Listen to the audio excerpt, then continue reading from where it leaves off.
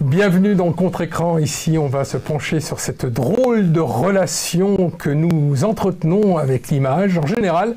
Autour de cette table, vous pouvez retrouver évidemment Laurence. Bonjour. Bonjour Eric, bonjour à tous. Sandrine. Bonjour. Avec des belles boucles d'oreilles. Oui. Star Wars. On parlera de Star Wars. Voilà. Et notre ami Francky. Bonjour. Ça va mon Francky?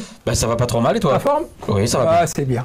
Aujourd'hui, nous allons débattre ensemble de cette intrigue qui sont peut-être tirées par les cheveux de personnages clichés et de scènes d'action où les explosions sont souvent plus convaincantes que les dialogues. En gros, c'est dur, les dialogues, ouais, en gros. En gros, entre le film culte et les films retentissants, il y a de quoi se moquer de notre goût étrange pour le grand écran. Alors préparez-vous à explorer les perles du 7e art, à découvrir des moments où le ridicule frôle le sublime, et à vous de vous interroger sur cette fascination pour le cinéma. Dans Contre-Écran, la seule règle est il n'y en a pas, et qu'il n'y a pas de limite, simplement nous restons dans la bienveillance, évidemment. Allez, 1, 2, 3, et c'est parti. Allez, vous êtes sur Contre-Écran et on commence par le box-office. Alors, en première position, avec 2 600 000 entrées, c'est God Save the Tuche. Évidemment, c'est la suite des Tuches sur nos grands écrans. Film que je n'ai pas vu, donc je ne peux pas vous dire s'il est bien ou pas. Ça, c'est personnel. 1,5 million, c'est Paddington et l'histoire d'un petit ours qui est au Pérou. Avec 1 300 000 entrées, c'est Captain America, Brave New World, avec un Hulk rouge. 400 000 entrées, c'est L'attachement. Il y aura aussi en autre position à bicyclette Bridget Jones, folle de lui. Je ne sais pas si elle l'aime, en tous les cas, je sais qu'autour de cette table, il y en a une qui l'a vu. Il y a aussi Dis-moi que tu m'aimes, et on termine avec The Real Paint, film très intimiste qui est sorti sur nos écrans cette semaine. Voilà pour ce qui est du box-office. Nous, on commence par un film qu'on aimerait débattre, qui est The Brutalist, ou The Buraliste, comme dirait si bien notre amie Sandrine. C'est un joke personnel. Merci Sandrine. C'est un plaisir de te film faire rire. de Brady Cooper avec Adrienne Brody, Felicity Jones et Guy Pearce. C'est évidemment pour tout public. Et c'est fuyant l'Europe après-guerre, un architecte visionnaire, Laszlo Todd, qui arrive en Amérique pour y reconstruire sa vie, sa carrière et le couple qu'il formait avec sa femme, évidemment. Laszlo pose donc ses valises en Pennsylvanie, où le riche industriel Harrison Lee Van Buren reconnaît son talent de bâtisseur, mais le pouvoir et la prospérité plutôt a un lourd coup. Ça, c'est bien vrai.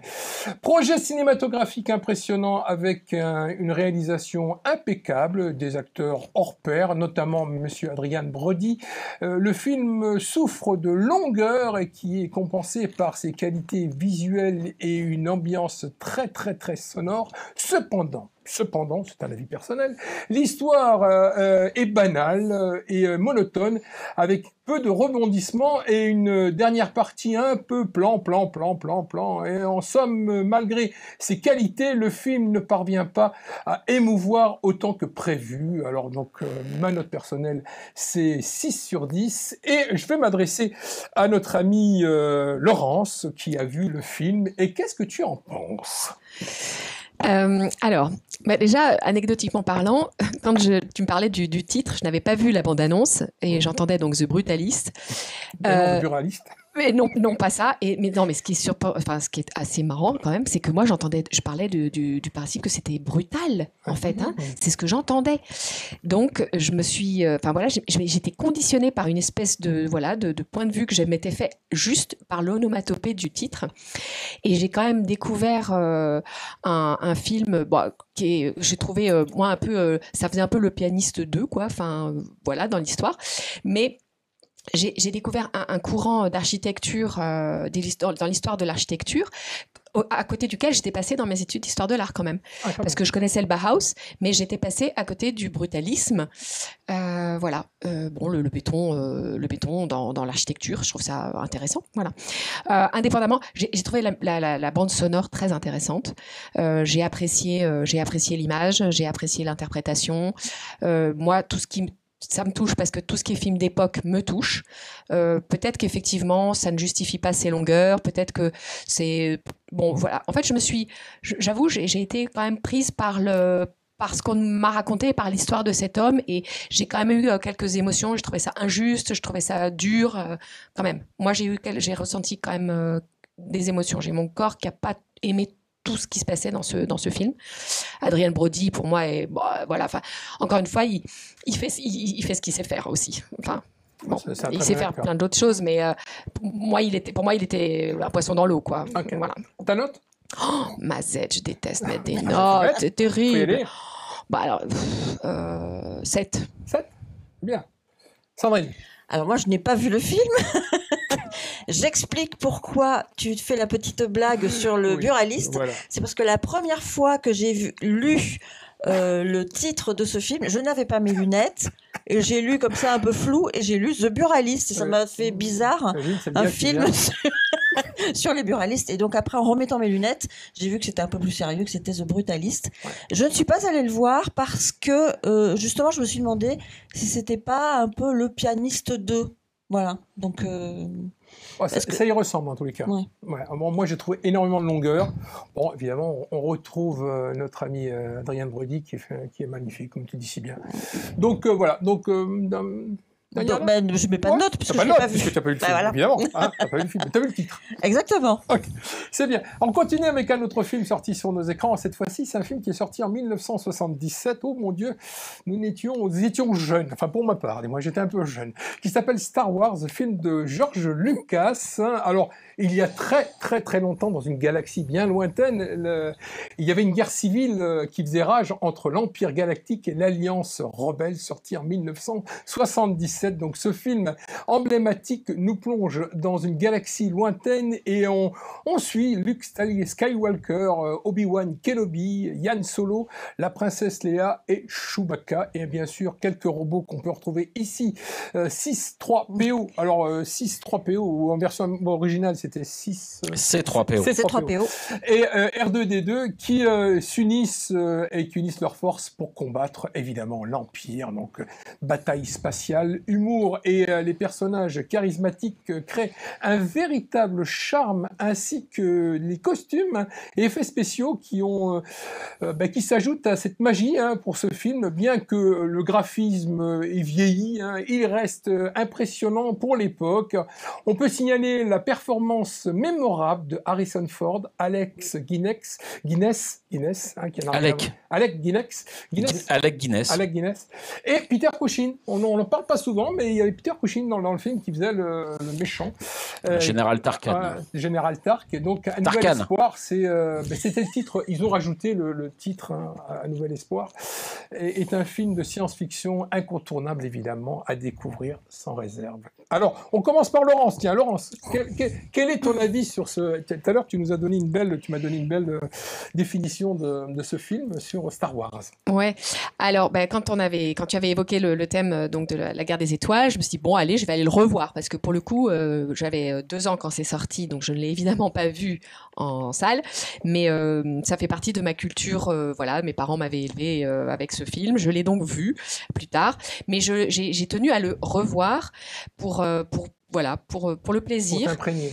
Oui, et puis surtout parce que clairement, quand je sais pas, je devais avoir 10 ou 11 ans quand je l'avais vu, je suis évidemment passée à côté de plein de choses. Et j'avais besoin de le revoir avec mes yeux d'adulte. Et j'ai adoré ce que j'ai vu. En tout cas, j'y ai trouvé... j'aime beaucoup, oui, quand il parle de la force, quoi. Enfin, pour moi, ça reste... C'est fort parce que quelque part, c'est aujourd'hui ce que nous essayons, nous, en tant qu'êtres humains, de récupérer, en fait, et de croire en plus grand que soi. Et finalement, c'est un très beau parallèle avec cette espèce de toile énergétique, quantique. Et c'est génial. Enfin, ils étaient dans un trip à cette période-là qui devait avoir déjà accès à ça. Mais aujourd'hui, je trouve que c'est intéressant de se dire que le message était déjà clair, en fait. Voilà. Donc moi, par curiosité... En fait, très intéressant.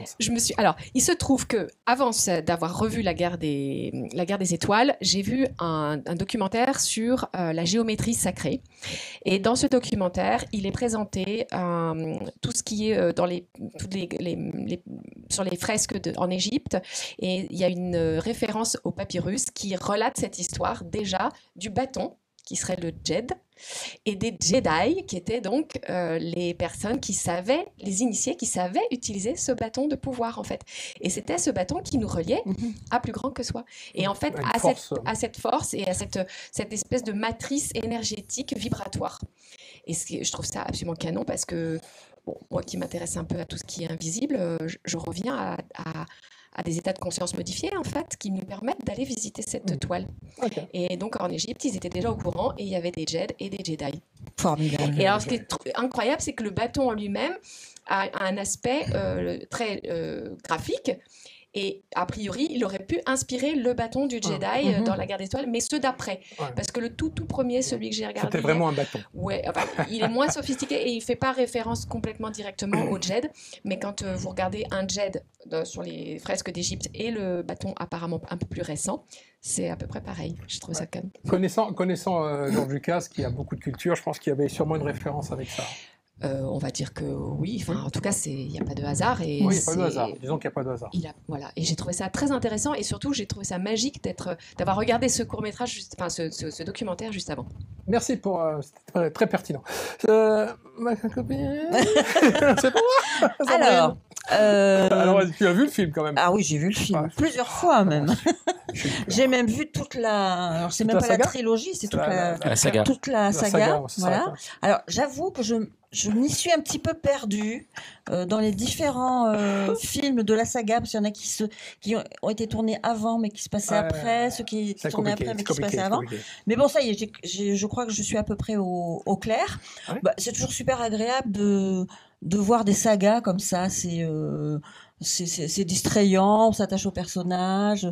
Et moi, ce que j'aime dans Star Wars, c'est qu'il y a un côté science-fiction, bien sûr, mais qu'ils n'ont pas oublié le côté humour, notamment avec Han Solo, parce qu'il y a souvent quand même des trucs de science-fiction qui sont très branchés sur les machines, l'histoire, et où il n'y a pas beaucoup d'humour. Et là, je trouve que le fait qu'il y ait de l'humour, ça rehausse le tout, quoi. C'est vraiment bien. Et puis Harrison Ford est quand même topissime.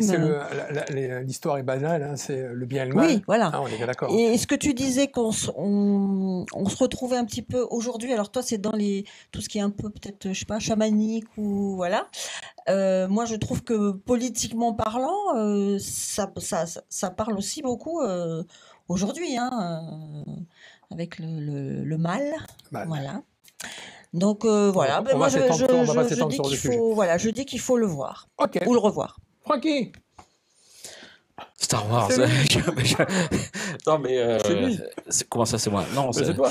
Non mais c'est quand même le film culte de toutes les générations. C'est le film qui a posé les bases de tous les films de SF. Même si avant il y avait eu 2001, l'Odyssée de l'espace. Mais là on est passé vraiment dans ce qu'on appelle le space opéra. Et effectivement, ça a quand même été une claque en 1916 de voir des vaisseaux bouger dans tous les sens dans l'espace avec des lasers. Là où je suis, enfin, toute la première trilogie est vraiment vraiment superbe. Moi, là où George Lucas a tué son bébé, pour revenir sur ce qu'il disait Laurence sur le coup de la force. Effectivement, dans la première trilogie, on nous apprend que la force, c'est quelque chose qui est autour de nous, que tout le monde peut acquérir. Il suffit d'apprendre à maîtriser la force. Donc moi, quand j'étais gamin, j'étais là, waouh, super, je vais essayer de faire bouger les cailloux. Et George Lucas... T'as réussi ? Non. Et puis George Lucas m'a expliqué pourquoi je ne pouvais pas faire ça dans l'épisode 1, qui s'appelle La menace fantôme, qui fait partie de la prélogie, donc où on apprend tout simplement que non, tout le monde ne peut pas maîtriser la force. C'est en fonction du taux de médiclorien qu'on a dans le sang. Donc les Jedi sont tout simplement des nazis. Ah bon? Tout simplement. Mais oui, c'est la force, c'est la race supérieure. Ah oui. Non mais c'est une vision des choses. C'est pas une vision des choses, c'est sa vision à lui. C'est-à-dire que il nous a appris entre 1976 et 1986 qu'en gros que la force, c'est un truc qui s'apprenait, qu'effectivement il fallait apprendre. Elle était autour de nous. C'est ce que dit Yoda à Luke sur Dagobah quand il lui fait son entraînement. Ok. super, il faut que tu y crois, vas-y, sors le vaisseau de l'eau et justement Luke dit à Yoda mais c'est impossible, je n'y arriverai jamais, je n'arrive pas à y croire.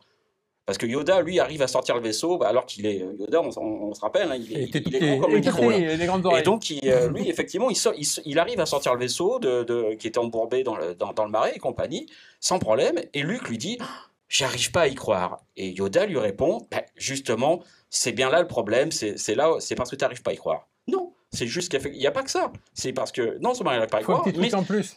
Il n'arrive pas à exploiter son petit truc en plus que George Lucas nous apprend 20 ans plus tard quand il fait sa prélogie où il parle de l'enfance du méchant qui est donc Skywalker, Anakin Skywalker. Anakin.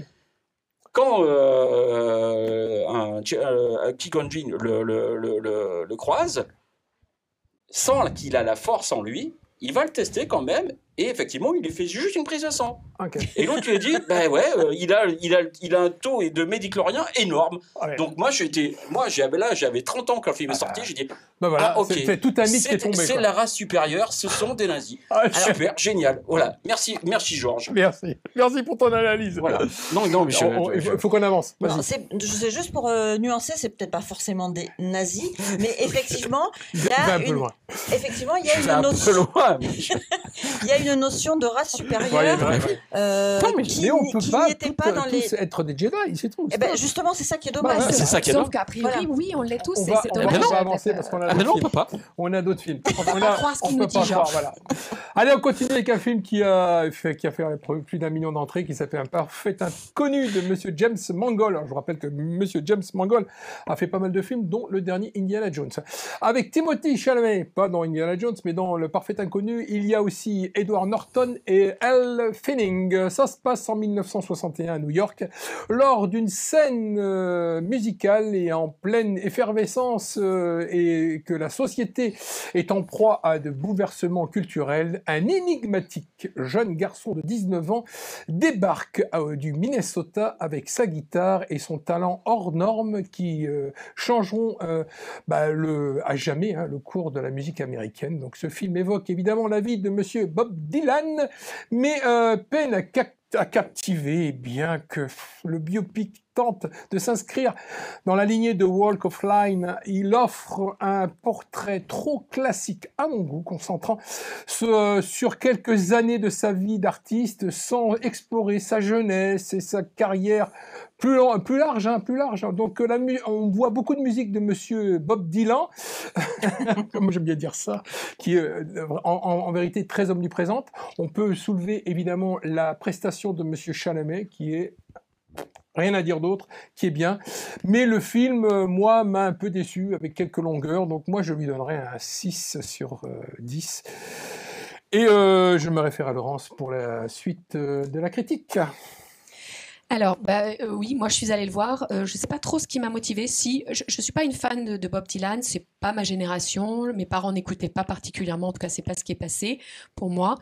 Moi, j'aime finalement le principe du biopic parce que ça me fait rencontrer des artistes que je n'aurais pas forcément rencontrés. Je suis pleine de discernement, c'est un point de vue, on me raconte ce qu'on me raconte. J'ai trouvé ça attachant. Chalamet, je le trouve assez juste. Parfois, j'ai trouvé qu'il était à vouloir faire comme, ça passait un peu moins bien. Mais j'ai aimé l'ambiance des années 60. Enfin, ça, voilà, parce que pareil, mon regard de costumière a été attentif à ça. Et j'ai aimé la reconstitution. J'ai trouvé ça très chouette. Voilà, je suis contente d'en connaître un peu plus sur le personnage et sur le début de sa carrière, mais très clairement, j'ai préféré Sugar Man, qui est un film sur cet artiste qui a eu moins de succès visiblement que lui, mais qui pour moi m'a beaucoup plus touchée, et j'ai découvert cet artiste en voyant son biopic, et ça me fait sourire parce que la dernière image de ce Sugar Man, c'est justement Bob Dylan au fond de la salle qui n'est pas encore connu et tout ça. Donc j'ai fait le lien comme ça. Mais voilà, moi j'ai vu le film, je suis contente de l'avoir vu, mais je suis pas, enfin voilà, pas plus que ça. Je mettrais un 7 aussi parce que je suis généreuse. Voilà. Sandrine, allez. Je ne suis pas du tout d'accord avec vous. Moi, je suis allée voir ce film parce que j'aime bien les chansons de Bob Dylan. Par contre, le personnage me plaît pas tant que ça, voilà. Et donc je suis allée voir ce film parce qu'il y avait aussi Timothée Chalamet et apparemment une super performance. J'ai pas été déçue parce que franchement, dans tout ce qui est attitude, les chansons, enfin il est hyper bluffant quoi. Il chante, il joue, enfin il est extraordinaire. Je ne me suis pas ennuyée du tout alors que je pensais que j'allais m'ennuyer.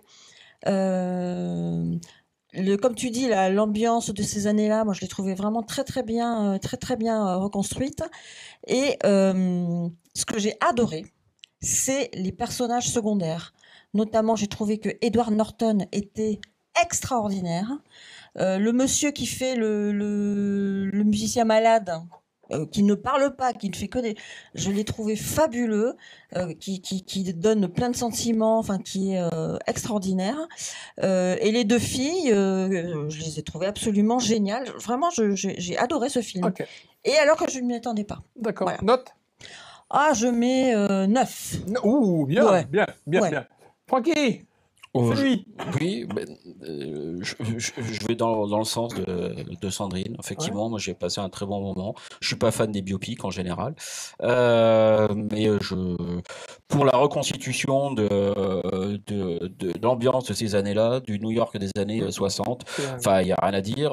Chalamet effectivement fait une prestation qui est impressionnante, hein, faut le dire. Il a bossé 5 ans sur le film pour apprendre effectivement à jouer de la guitare et l'harmonica et surtout à avoir la voix de Bob Dylan. Effectivement, cet accent, c'est bluffant. Et effectivement, Edward Norton est fantastique dans le film. Alors, on n'est pas à la hauteur du biopic de Walk the Line sur Johnny Cash qui avait fait réaliser déjà Mangold il y a 20 ans, mais on passe vraiment, non, c'est quand même un super moment. Et puis au moins la musique est omniprésente. Et vraiment les chansons traduisent le moment du son intelligence, elle a vraiment incorporé les chansons au bon moment dans le film. Ça participe à l'histoire du film. Oui. Là, voilà, c'est voilà. Non, très bon. Note? Non, tu ne mets pas de note? Non, je vais pas mettre de note. Je vais arrêter avec ces. Moi, je veux qu'on on n'est pas à l'école des fans. Je ne mettrai pas de notes. Je vais arrêter de mettre des notes. Tu vas arrêter de notes. Les rebelles. Allez, rendez-vous la semaine prochaine sur les antennes de TV Land. Et c'était votre émission Contre-Écran.